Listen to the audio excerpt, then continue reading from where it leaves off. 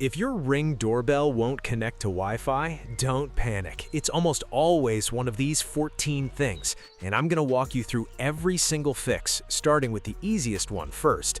Before you call support or think about returning your doorbell, let's troubleshoot this step by step. Stick around till the end, because cause number 13 is the one almost nobody checks. Subscribe our channel for more videos and hit the bell icon. First, check your Wi-Fi band. Ring doorbells only work on 2.4 GHz networks, not 5 GHz. If your router broadcasts a combined network name, split it into separate networks. Next, restart your router. Unplug it for 30 seconds, plug it back in, and wait 2 full minutes before reconnecting your Ring doorbell.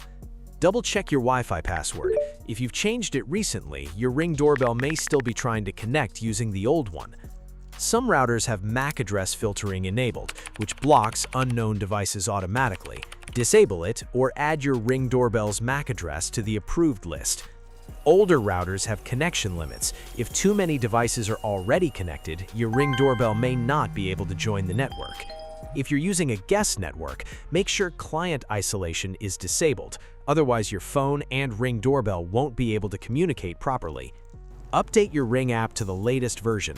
Also, make sure Bluetooth is turned on, because Ring uses it during the setup process. If the firmware update was interrupted, the Wi-Fi handshake can fail. Try performing a soft reset from the Ring app. Many older Ring doorbells don't support WPA3 only security. Switch your router to WPA2 or WPA2/WPA3 mixed mode.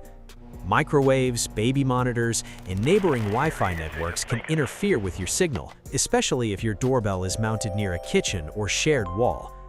Sometimes the problem isn't your setup at all. Ring's servers can go down. Check the official Ring status page before spending hours troubleshooting. If none of these fixes worked, leave your exact error message in the comments and I'll help you troubleshoot it. And if this video saved you time, don't forget to subscribe for more smart home and security fixes every week.